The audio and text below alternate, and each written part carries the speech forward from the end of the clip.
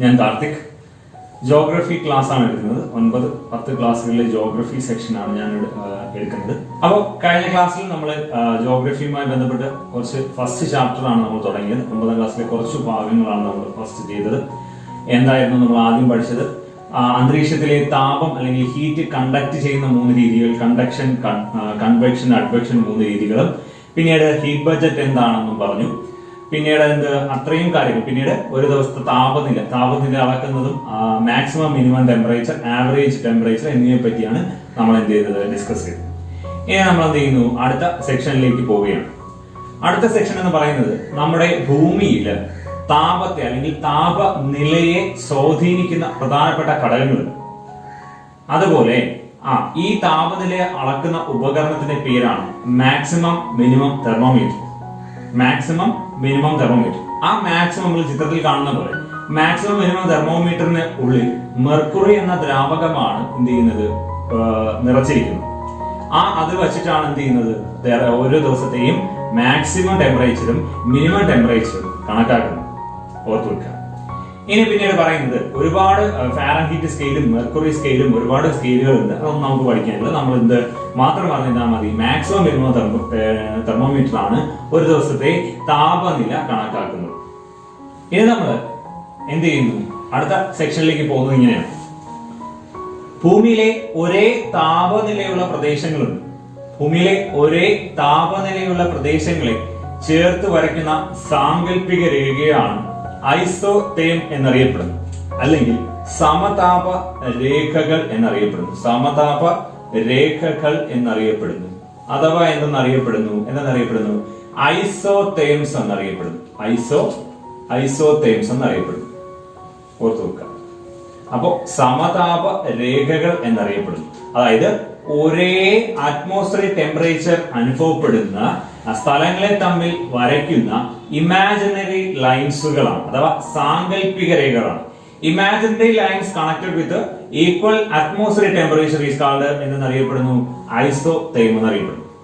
ഇനി നമ്മുടെ അറ്റ്മോസ്ഫിയറിൽ പ്രധാനമായിട്ടും അറ്റ്മോസ്ഫിയറിലെ ടെമ്പറേച്ചറിനെ സ്വാധീനിക്കുന്ന ഫാക്ടേഴ്സുകളുണ്ട്. ആ ഫാക്ടേഴ്സുകളാണ് നമ്മൾ ഇനി ഡിസ്കസ് ചെയ്യുന്നത്. ഒന്ന് പറയുന്നത് ലാറ്റിറ്റ്യൂഡ് ആണ്. ലാറ്റിറ്റ്യൂഡ് ആണ്. രണ്ടാമത് വരുന്നത് ഹൈറ്റ് ആണ്. ഹൈറ്റ് ആണ്. അടുത്തത് വരുന്നത് സമുദ്ര സാമീപ്യം അല്ലെങ്കിൽ നിയർനെസ് ഓഫ് ഓഷൻ ആണ്. ഓർത്തു വെക്കുക. ഇത്രയും കാര്യങ്ങൾ പ്രധാനമായിട്ട് ഓർത്തു വെക്കേണ്ടതുണ്ട്. അതായത് factors influencing atmospheric temperature. Atmosphere ടെമ്പറേച്ചറിനെ സ്വാധീനിക്കുന്ന പ്രധാനപ്പെട്ട ഘടകങ്ങളാണ് ലാറ്റിറ്റ്യൂഡിനൽ പൊസിഷൻ അഥവാ അക്ഷാംശ സ്ഥാനം. ഏതാണ്? അക്ഷാംശ സ്ഥാനം. രണ്ടാമത് വരുന്നത് ഹൈറ്റ് ആണ്. ഹൈറ്റ് അഥവാ ഉയരം. അടുത്തത് വരുന്നത് നിയർനെസ് ഓഫ് ഓഷൻ അഥവാ സമുദ്ര സാമീപ്യം. ഇത്രയും കാര്യങ്ങൾ ഓർത്തു വെക്കുക. ഇതിനെ ഓരോ കാര്യങ്ങളെ പറ്റിയുമാണ് നമ്മൾ ഇനി ഡിസ്കസ് ചെയ്യുന്നത്. ആദ്യം നമുക്ക് അക്ഷാംശ സ്ഥാനത്തിലേക്ക് പോകാം, അഥവാ ലാറ്റിറ്റ്യൂഡിനൽ പൊസിഷൻ. അക്ഷാംശ സ്ഥാനമാണ് നമുക്ക് ഇന്ന് നോക്കാനുള്ളത്. അക്ഷാംശ സ്ഥാനം എങ്ങനെയാണ് അറ്റ്മോസ്ഫിയറിക് ടെമ്പറേച്ചറിനെ ലാറ്റിറ്റ്യൂഡിനൽ പൊസിഷൻ എങ്ങനെയാണ് നമ്മുടെ ടെമ്പറേച്ചറിനെ ഇൻഫ്ലുവൻസ് ചെയ്യുന്നത് എങ്ങനെ നോക്കാം. എന്താണ് നമ്മൾ പറയുന്നത്? ലാറ്റിറ്റ്യൂഡ് എന്താണെന്നാണ് പറയുന്നത്. നമുക്ക് നമ്മുടെ ഭൂമിയില് വരയ്ക്കുന്ന ഇമാജിനറി ലൈൻസ് ആണ് ഏതെന്ന് പറയുന്നത് അക്ഷാംശ സ്ഥാനം എന്ന് പറയുന്നത്. അക്ഷാംശ സ്ഥാനം ഇമാജിനറി ലൈൻസ് ആണ്. എങ്ങനെയാണ് imaginary lines? East west direction അല്ലെങ്കിൽ വെസ്റ്റ് ഈസ്റ്റ് ഡയറക്ഷനിൽ വരയ്ക്കുന്ന ഇമാജിനറി ലൈൻസുകളാണ് ഏതെന്നറിയപ്പെടുന്നത് ലാറ്റിറ്റ്യൂഡ് എന്നറിയപ്പെടുന്നത്. അതായത് കിഴക്ക് നിന്ന് പടിഞ്ഞാറോട്ട് വരയ്ക്കുന്ന സാങ്കല്പിക രേഖയാണ് ഏതെന്നറിയപ്പെടുന്നത് അക്ഷാംശ രേഖ എന്നറിയപ്പെടുന്നത്. അപ്പോ ഏറ്റവും വലിയ അക്ഷാംശ രേഖ എന്നറിയപ്പെടുന്നത് ഭൂമധ്യരേഖയാണ്. അതാണ് എന്ന് പറയുന്നത് 0 ഡിഗ്രി. ഇതിന് മുകളിലോട്ട് പോകുമ്പോൾ വാല്യൂസ് ഉണ്ട്, താഴോട്ട് പോകുന്നതോറും വാല്യൂസ് ഉണ്ട്. ഇതിങ്ങനെ 1 degree north, 2 degree north, 3 degree north, അങ്ങനെ ഇവിടെ വരുമ്പോ 90 ഡിഗ്രി ആവും. അതുപോലെ ഇവിടെ 1 degree south, 2 degree south, 3 degree south, അങ്ങനെ താഴെ വരുമ്പോ ഇവിടെയും 90 ഡിഗ്രി എന്തിലേക്ക് എത്തും? സൗത്തിലേക്ക് എത്തും. ഇവിടെ നോർത്ത്, ഇവിടെ സൗത്തിലേക്ക് എത്തും. നോർത്ത് എന്ന് പറയുന്നത് എന്താണ്? നോർത്ത് എന്ന് പറയുന്നത് വടക്ക്, സൗത്ത് എന്ന് പറയുന്നത് എന്താണ്? തെക്ക്. അപ്പൊ ഇത്രയും കാര്യങ്ങൾ പറഞ്ഞ ശേഷം പ്രധാനമായിട്ടും പറയുന്നത് നമുക്ക് എന്താണ്, നമുക്ക് നമ്മുടെ സൗരയൂഥം ഉണ്ട് അല്ലെ, സൗരയൂഥത്തില് സൂര്യൻ ഉണ്ടല്ലേ, സൂര്യൻ ഉണ്ട്, സൂര്യന് ചുറ്റുമാണ് നമ്മുടെ ഭൂമി കറങ്ങുന്നതെന്നൊക്കെ നമുക്ക് അറിയാം അല്ലെ. അപ്പൊ എന്ത് ചെയ്യാം, സൂര്യൻ കറങ്ങുന്നുണ്ടെങ്കിലും നമുക്ക് എന്തുണ്ട്, ഭൂമിക്ക് ഒരു ചെറിയ ചരിവിലാണ് നിന്ന് സ്ഥിരമായി നിൽക്കുന്നത്. കറക്റ്റ് 90 ഡിഗ്രി അല്ല, നമുക്ക് അവിടെ ഒരു ചെറിയ ചരിവ് അനുഭവപ്പെടുന്നുണ്ട്. ആ ചരിവ് ഇങ്ങനെയാണ്, നോക്കാം, ഈ ചെറിയ ചരിവാണ്. ഈ ചരിവ് ഒന്നുകൂടെ പറയാം, 90 ഡിഗ്രി ഇവിടെയാണ് നോർത്ത്. എന്ത് ചെയ്യുന്നു, പിന്നീട് ഇവിടെ വരുമ്പോഴത്തേക്കും 90 ഡിഗ്രി സൗത്തുമാണ്. ഒരിക്കൽ എന്ത് ചെയ്യുന്നു, ഈ ചരിവിൽ നിന്നുകൊണ്ട് ഭൂമി കറങ്ങുമ്പോൾ എന്ത് ചെയ്യുന്നു, ഭൂമധ്യരേഖ ഇതാണെങ്കിൽ അതിന് തൊട്ട് മുകളിൽ വരുന്നതും കുറച്ച് ഡിഗ്രികൾ നമ്മൾ പഠിക്കാനുണ്ട്. 23.5 ഡിഗ്രി നോർത്ത്, പിന്നീട് വരുന്നത് എന്താണ്, 66 ഡിഗ്രി 6 ഡിഗ്രി നോർത്തും, പിന്നീട് അതേപോലെ തന്നെ സെയിം ആയിട്ട് എന്ത് വരുന്നുണ്ട്, 23.5 ഡിഗ്രി സൗത്തും, പിന്നീട് വരുന്നത് 66.5 ഡിഗ്രി സൗത്തുമാണുള്ളത്. ഈ അക്ഷാംശ രേഖ ഇവിടുന്ന് വരുന്നത് ഇത് ഇക്വേറ്റർ എന്നാ പറയുക. ഇതിനെ പറയുന്നത് ഉത്തരായന രേഖ എന്നറിയപ്പെടുന്നു, അഥവാ ട്രോപ്പിക് ഓഫ് ക്യാൻസർ എന്നറിയപ്പെടുന്നു. ഇങ്ങനെ വരുന്നത് ചിത്രത്തിൽ കാണുന്നത് പോലെ നോക്കുക, ചിത്രം ടെക്സ്റ്റ് ബുക്കിലുണ്ട്. അപ്പൊ എന്ത് ചെയ്യാം, 23.5 ഡിഗ്രി സൗത്ത് ആണ് ദക്ഷിണായന രേഖ, അഥവാ ട്രോപ്പിക് ഓഫ് കാപ്രിക്കോൺ എന്നറിയപ്പെടും. ഇനി 66.5 ഡിഗ്രി നോർത്തിനെ നമ്മൾ വിളിക്കുന്നത് ആർട്ടിക് സർക്കിൾ എന്നാ പറയാ. ആർട്ടിക് വൃത്തം എന്ന് പറയും, ആർട്ടിക് വൃത്തം എന്നും. നമ്മൾ ഇനി 66 ഡിഗ്രി സൗത്തിനെ നമ്മൾ അന്റാർട്ടിക് വൃത്തം എന്നുമാ പറയാ, അന്റാർട്ടിക്. ഇനി അപ്പൊ ആലോചിക്കുക, ഇവിടെ 0 ഡിഗ്രി നമ്മൾ ഭൂമധ്യരേഖ എന്നാ പറയാ, ഭൂമധ്യരേഖ അഥവാ ഇക്വേറ്റർ എന്ന് പറയുന്നു. അന്റാർട്ടിക് സർക്കിൾ, ആർട്ടിക് സർക്കിൾ, ഇത് 23.5 ഡിഗ്രി നോർത്തിനെ നമ്മൾ എന്ത് പറയുന്നു, ട്രോപ്പിക് ഓഫ് ക്യാൻസർ എന്നറിയപ്പെടുന്നു. TC ഞാൻ എഴുതിയിരിക്കുന്ന ട്രോപ്പിക് ഓഫ് ക്യാൻസർ എന്നാണ്. 23.5 ഡിഗ്രിനെ നമ്മൾ നേരത്തെ പറഞ്ഞതുപോലെ ട്രോപ്പിക് ഓഫ് കാപ്രിക്കോൺ ആണ്. 2 സി ഇടുന്നു ഞാൻ, അല്ലെങ്കിൽ CP എന്നില്ല നമുക്ക്. അപ്പൊ എന്ത് ചെയ്യുന്നു, ട്രോപ്പിക് ഓഫ് കാപ്രിക്കോൺ ആണ്. നമ്മുടെ ടെക്സ്റ്റ് ബുക്കിൽ എന്ത് ചെയ്യുന്നുണ്ട്, ആ ഒരു പിക്ചർ ഉണ്ട്. അപ്പൊ എന്ത് ചെയ്യുന്നു, ഇവിടെ നേരെ ഏറ്റവും കൂടുതൽ നമ്മുടെ ഭൂമിയിൽ നേരിട്ട് അല്ലെങ്കിൽ ലംബമായിട്ട് ഏറ്റവും കൂടുതൽ ടെമ്പറേച്ചർ എത്തുന്ന, അല്ലെങ്കിൽ സൂര്യപ്രകാശം എത്തുന്നത് 0 ഡിഗ്രി അഥവാ ഭൂമധ്യരേഖയിലായിരിക്കും. ഭൂമധ്യരേഖയിൽ നിന്ന് അങ്ങോട്ട് പോകുന്നു 2 വശത്തേക്ക് അകലും തോറും എന്ത് സംഭവിച്ചുകൊണ്ടിരിക്കും, ടെമ്പറേച്ചറിന് വേരിയേഷൻസുകൾ ഉണ്ടാകും. അതായത് പിന്നീട് പോകുന്ന ഉത്തരായന രേഖയിലും ആർട്ടിക് സർക്കിളിലും നോർത്ത് പോളിലും അഥവാ ഉത്തര ധ്രുവത്തിലും, ഇവിടെ ഉത്തര ധ്രുവമാണ് കേട്ടോ, ഇവിടെ ഉത്തര ധ്രുവത്തിൽ ഇവിടെ ദക്ഷിണ ധ്രുവം അഥവാ എന്തെന്ന് പറയും, ദക്ഷിണ ധ്രുവം അഥവാ സൗത്ത് പോൾ എന്ന് പറയും. ഇവിടെ നമ്മള് നോർത്ത് പോൾ എന്ന് പറയും. അപ്പോ ഈ 2 ധ്രുവത്തിലും ശ്രദ്ധിക്കേണ്ട കാര്യം, ഇവിടെ 2 ധ്രുവത്തിലേക്ക് പോകും തോറും, അതായത് ഭൂമധ്യരേഖയിൽ നിന്ന് ധ്രുവങ്ങളിലേക്ക്, ഇത് 2 ധ്രുവങ്ങളിലേക്ക് 2 പോളുകളിലേക്ക് പോകും തോറും എന്ത് ചെയ്തുകൊണ്ടിരിക്കും, ടെമ്പറേച്ചർ ഡിക്രീസ് ചെയ്തുകൊണ്ടിരിക്കും, ടെമ്പറേച്ചർ കുറഞ്ഞുകൊണ്ടിരിക്കും. അതായത് ഈ ഓരോ അക്ഷാംശ സ്ഥാനങ്ങളിലും ഓരോ ടെമ്പറേച്ചർ ആണെന്ന് അർത്ഥം. അപ്പോ ഏതാണ് ലാറ്റിറ്റ്യൂഡ്, എന്തിനെ അഫക്ട് ചെയ്യുന്നു, ടെമ്പറേച്ചറിനെ അഫക്ട് ചെയ്യും. അതായത് ഏറ്റവും കൂടുതൽ ലംബമായിട്ട് അടിക്കുന്ന എവിടെയായിരിക്കും, ഭൂമധ്യരേഖയിലായിരിക്കും. പിന്നീട് എന്താണ്, ഓരോന്നും ചരിഞ്ഞായിരിക്കും പതിക്കുക. അപ്പൊ ഏറ്റവും കൂടുതൽ പതിക്കുന്ന എവിടെ, ഭൂമധ്യരേഖയിലായിരിക്കും. ഏറ്റവും കൂടുതൽ ടെമ്പറേച്ചർ കൂടുതൽ. ഓർക്കുക. ഇനി നമുക്ക് ഹൈറ്റ് എങ്ങനെ, അല്ലെങ്കിൽ ഉയരം എങ്ങനെയാണ് നമ്മുടെ ടെമ്പറേച്ചറിനെ അഫക്ട് ചെയ്യുന്നത് എങ്ങനെയാണെന്ന് നോക്കാം. അപ്പോ ഹൈറ്റ് എങ്ങനെയാണ് ടെമ്പറേച്ചറിനെ, അല്ലെങ്കിൽ നമ്മുടെ അറ്റ്മോസ്ഫിയർ ടെമ്പറേച്ചറിനെ അഫക്ട് ചെയ്യുന്നത് എങ്ങനെയാണെന്ന് നോക്കാം. നമുക്ക് നോക്കിയാലോ. ഇങ്ങനെയാണ് ഹൈറ്റ് സ്ഥിതി ചെയ്യുന്നത്. നമ്മുടെ ഭൂമിയിൽ നമ്മളെല്ലാവരും അധിവസിക്കുന്നത് ഏത് അറ്റ്മോസ്ഫിയറിക് ലെയറിലാണ്? നമ്മൾ 7ാം ക്ലാസ്സിൽ പഠിച്ചിട്ടുണ്ട്. നമ്മുടെ ഭൂമിയിലെ അറ്റ്മോസ്ഫിയർ ലെയറിനെ നമ്മൾ പ്രധാനമായും troposphere, stratosphere, mesosphere, thermosphere, ionosphere അങ്ങനെ തുടങ്ങിയ 5 ഭാഗങ്ങൾ, പ്രധാനമായി 4 ഭാഗങ്ങളാണ്. അതുപോലെ 5 ഭാഗങ്ങളുണ്ട് എന്നൊക്കെ നമുക്കറിയാം. അതുപോലെ 7ാം ക്ലാസ്സിൽ നമ്മൾ പഠിച്ചിട്ടുണ്ട്. അപ്പോ നമ്മൾ ഏകദേശം ഏത് ഭാഗത്തിലാണ് സ്ഥിതി ചെയ്യുന്നത്? ട്രോപ്പോസ്ഫിയറിലാണ് നമ്മൾ സ്ഥിതി ചെയ്യുന്നത്. അപ്പൊ ഭൂമിയിലെ നമ്മളെല്ലാവരും സ്ഥിതി ചെയ്യുന്ന ഭാഗം എന്ന് പറയുന്നത് അറ്റ്മോസ്ഫിയറിക് ലെയർ ട്രോപ്പോസ്ഫിയർ ആണ്. ആ ട്രോപ്പോസ്ഫിയറിൽ തന്നെ ട്രോപ്പോസ്ഫിയറിലാണ് നമ്മൾ പറയുന്നത്. ഉയരം കൂടുന്തോറും എന്ത് ചെയ്തുകൊണ്ടിരിക്കും? താപനില കുറഞ്ഞുകൊണ്ടിരിക്കും. പറയുക, ഇഫ് ഹൈറ്റ് ഇൻക്രീസസ്, ഹൈറ്റ് എന്ത് ചെയ്യണം? കൂടുന്തോറും എന്ത് ചെയ്യും? ടെമ്പറേച്ചർ കുറഞ്ഞുകൊണ്ടിരിക്കും. എവിടെയാണ്? ട്രോപ്പോസ്ഫിയറിലാണ്. ഹൈറ്റ് എത്ര കൂടുന്നുണ്ടോ അതിനനുസരിച്ച് ടെമ്പറേച്ചർ എന്ത് ചെയ്തുകൊണ്ടിരിക്കും? കുറഞ്ഞുകൊണ്ടിരിക്കും.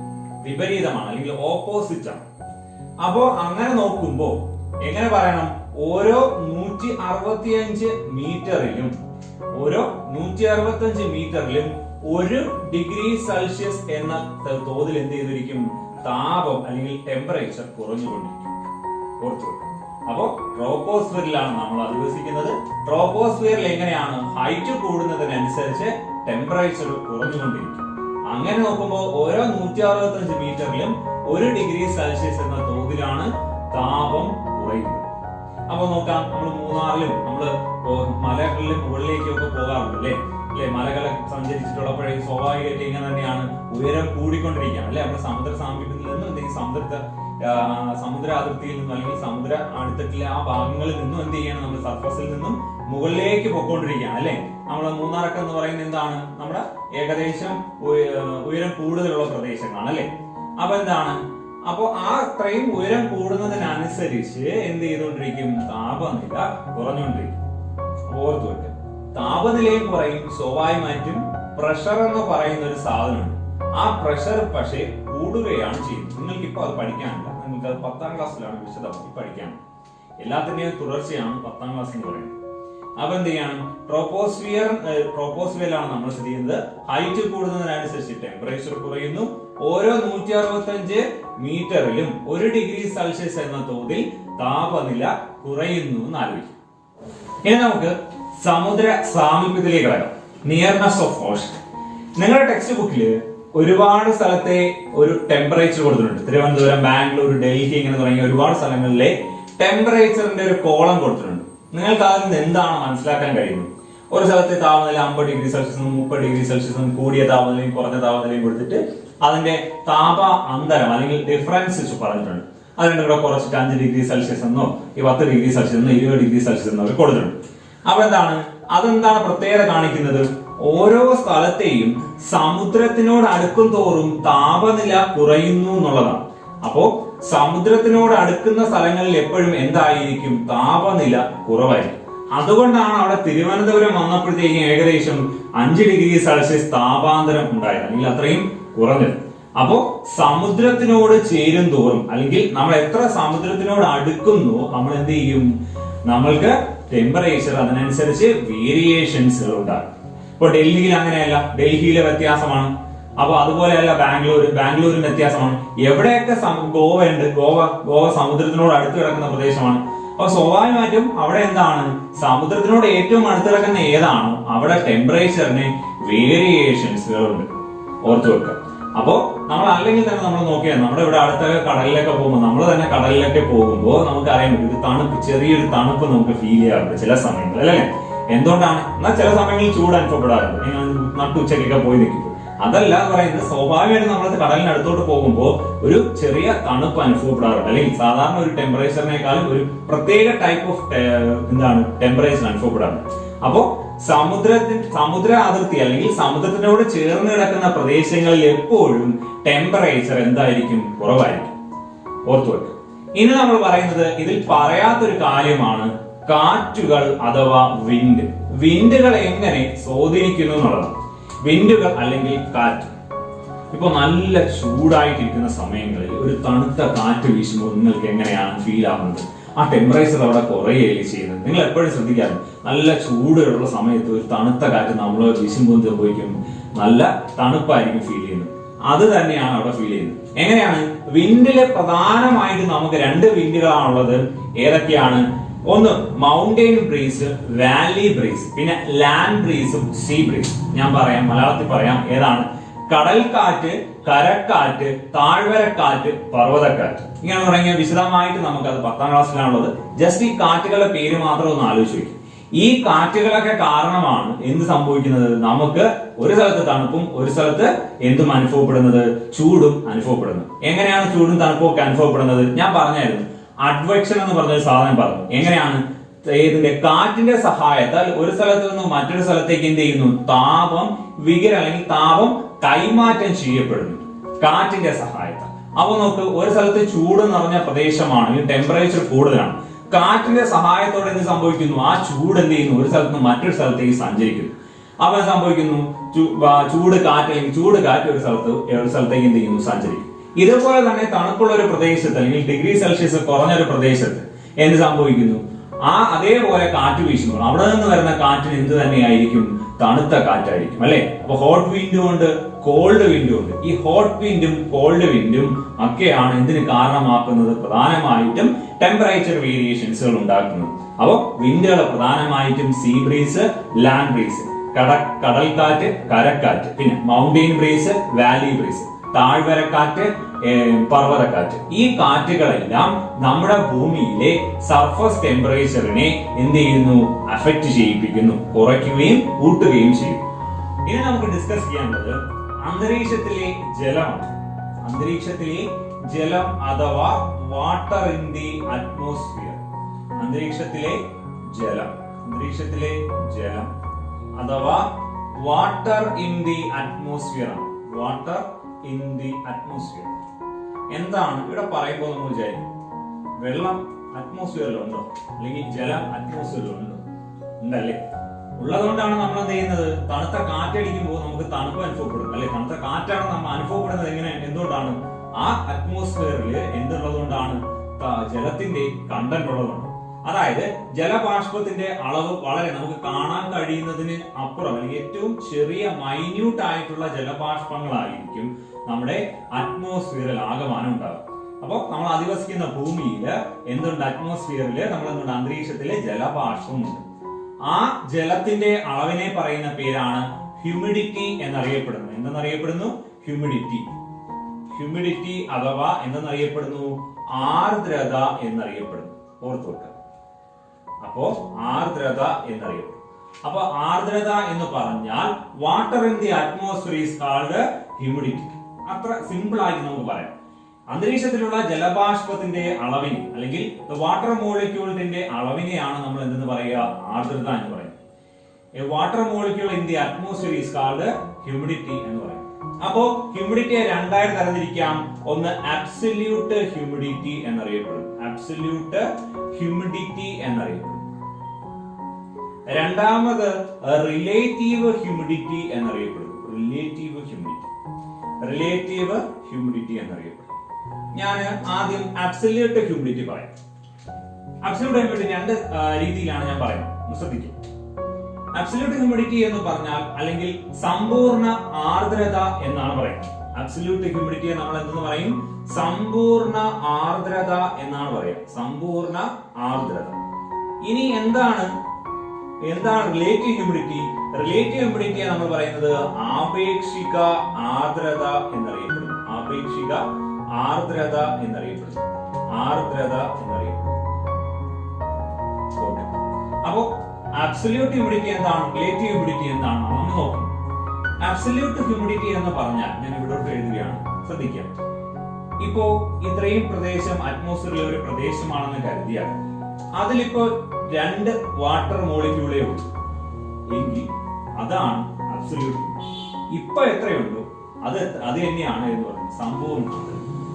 വാട്ടർ ഇപ്പോ അറ്റ്മോസ്ഫിയറിൽ എത്രയുണ്ടോ അതിനെ മുഴുവനായിട്ടാണ് നമ്മൾ എന്ന് പറയുക അബ്സല്യൂട്ട് എന്ന് പറയുക. ആ വാക്കിൽ തന്നെയുണ്ട് അബ്സല്യൂട്ട്, സമ്പൂർണ്ണ. ഇപ്പോ എത്ര അളവുണ്ടോ, അറ്റ്മോസ്ഫിയറിലെ എത്ര വാട്ടർ മോളിക്യൂൾ ഉണ്ടോ അതിനെയാണ് എന്തെന്ന് പറയുന്നത് അബ്സല്യൂട്ട് ഹ്യൂമിഡിറ്റി എന്ന് പറയുന്നത്. എന്നാൽ റിലേറ്റീവ് ഹ്യൂമിഡിറ്റി അങ്ങനെയല്ല. റിലേറ്റീവ് ഹ്യൂമിഡിറ്റി എങ്ങനെയാണ്? ഇപ്പോ ഇതിനകത്ത് 3 വാട്ടർ മോളിക്യൂളേ ഉള്ളൂ. ഈ അറ്റ്മോസ്ഫിയറിലെ ഒരു പോർഷനിൽ, ഒരു ചെറിയ പ്രദേശമാണെന്ന് വിചാരിക്കും, 3 വാട്ടർ മോളിക്യൂളേ ഉള്ളൂ. പക്ഷേ നമുക്ക് എന്ത് ചെയ്യാം? അതിൽ 5 എണ്ണം മാക്സിമം ഇതിനകത്ത് കയറ്റാൻ പറ്റും. മാക്സിമം ഇതിൽ ഉൾക്കൊള്ളും. പറഞ്ഞു മനസ്സിലായി? ശ്രദ്ധിക്കുക. റിലേറ്റീവ് ഹ്യൂമിഡിറ്റി എങ്ങനെയാ പറയുന്നത്? ഇതിലിപ്പോ 3 എണ്ണമേ ഉണ്ടായിരുന്നുള്ളൂ നേരത്തെ. ഇപ്പൊ നേരത്തെ വിചാരിക്കുന്ന 3 എണ്ണേ ഉള്ളൂ. പക്ഷെ ഇതിലെ മാക്സിമം എത്ര എണ്ണം കൊള്ളും? 5 എണ്ണം കൊള്ളും. എങ്കിൽ ഇപ്പൊ ഉള്ളതും ഇപ്പൊ 3 എണ്ണേ ഉള്ളൂ. ഇപ്പൊ മാക്സിമം 5 എണ്ണം കൂടെ കൊള്ളും. എങ്കിൽ അത് തമ്മിലുള്ള ഡിഫറൻസ് ആണ് ഏതെന്നറിയപ്പെടുന്നത് റിലേറ്റീവ് ഹ്യൂമിഡിറ്റി എന്നറിയപ്പെടുന്നത്. ശ്രദ്ധിക്കും, റിലേറ്റീവ് ഹ്യൂമിഡിറ്റി എന്ന് പറഞ്ഞാൽ എന്താണ്? വാട്ടർ ഇൻ ദി അറ്റ്മോസ്ഫിയർ, അതായത് മുഴുവനായിട്ടുള്ള വാട്ടർ മോളിക്യൂളും അതിൽ ഉൾക്കൊള്ളാൻ കഴിയുന്ന അതിൽ ടോട്ടൽ കപ്പാസിറ്റിയും ചേർന്നതാണ് ഏതെന്ന് പറയുന്നത്. അതിന്റെ ഡിഫറൻസ് ആണ് ഏതെന്നറിയപ്പെടുന്നത് റിലേറ്റീവ് ഹ്യൂമിഡിറ്റി എന്നറിയപ്പെടുന്നത്. അപ്പോ it is A difference between water molecules in the atmosphere and total water holding capacity of the atmosphere is called relative humidity എന്നറിയപ്പെടുന്നു. അതായത് ഒരു പ്രദേശത്തിലെ ഹ്യൂമിഡിറ്റിയും അതിൽ ഉൾക്കൊള്ളാൻ കഴിയുന്ന മാക്സിമം വാട്ടർ മോളിക്യൂൾസും കൂടെ ചേരുമ്പോഴേ ആരാവുകയുള്ളൂ, റിലേറ്റീവ് ഹ്യൂമിഡിറ്റി ആവുകയുള്ളൂ. ഇനി ശ്രദ്ധിക്കേണ്ട കാര്യം, അബ്സല്യൂട്ട് ഹ്യൂമിഡിറ്റി എന്ന് പറയുമ്പോൾ അബ്സല്യൂട്ട് ഹ്യൂമിഡിറ്റിയെ നമുക്ക് ഗ്രാം പെർ മീറ്റർ ക്യൂബിലാണ് റെപ്രസെന്റ് ചെയ്യുന്നത്. അതിന്റെ യൂണിറ്റ് ആണ് ഞാൻ പറഞ്ഞത്, ഗ്രാം പെർ മീറ്റർ ക്യൂബ്. അതായത് ഒരു ക്യൂബിക് മീറ്ററിൽ എത്ര ഗ്രാം കൊള്ളുന്നു അങ്ങനെയാണ് പഠിക്കുക. ഒരു ക്യൂബിക് എന്നാണ് നമ്മൾ പറയുന്നത്. ക്യൂബിക് മീറ്ററിൽ എത്ര ഗ്രാം എന്ത് വാട്ടർ മോളിക്യൂൾസ് ഉണ്ടാകുന്നു എന്നുള്ളതാണ് അബ്സല്യൂട്ട് ഹ്യൂമിഡിറ്റിയിലെ എന്തെന്ന് പറയുന്നത് യൂണിറ്റ് എന്ന് പറയുന്നത്. ഇനി പറയുന്നത് ഒരു സാച്ചുറേഷൻ ലെവൽ എന്താണ്? സാച്ചുറേഷൻ ഇപ്പൊ ഞാൻ പറഞ്ഞു ഇവിടെ 2 ഉണ്ടെന്ന് പറഞ്ഞാൽ 2 വാട്ടർ മോളിക്യൂൾസ് ഉണ്ടെന്ന് പറഞ്ഞു. അപ്പോ ഇതിനകത്ത് കൊള്ളാൻ പറ്റുന്ന മാക്സിമം കൊണ്ടാവുന്ന ഒരെണ്ണം പറഞ്ഞു 5 കൊള്ളൂന്ന് പറഞ്ഞു.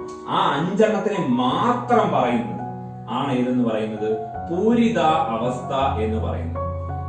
പൂരിതാവസ്ഥ, അതായത് നിങ്ങൾ ഒരു ബക്കറ്റിൽ മുഴുവൻ നിറച്ചു വെള്ളം എടുത്തു, അത് ഫുള്ള് പൂരിപ്പിച്ചു നമ്മൾ. ഇനി നമുക്ക് അതിനകത്ത് ഒന്നും പൂരിപ്പിക്കാനില്ല എങ്കിലാണ് എന്തെന്ന് പറയുന്നത് പൂരിതാവസ്ഥ എന്ന് പറയുന്നത്. അറ്റ്മോസ്ഫിയറിൽ നമുക്ക് ഇവിടെ ടോട്ടൽ ഇനി 5 ആയെങ്കിൽ പിന്നെ ഇതിനകത്ത് ഒന്നും ചേർക്കാൻ കഴിയില്ല. അതിന് മാക്സിമം ഉള്ള കഴിവാണ് എന്ന് പറയുന്നത് പൂരിത അവസ്ഥ അഥവാ സാച്ചുറേഷൻ ലെവൽ എന്നാലോചിക്കും. സാച്ചുറേഷൻ ലെവൽ എന്നാലോചിക്കും. ഇത്രയും കാര്യങ്ങൾ ഒന്ന് ആലോചിക്കും.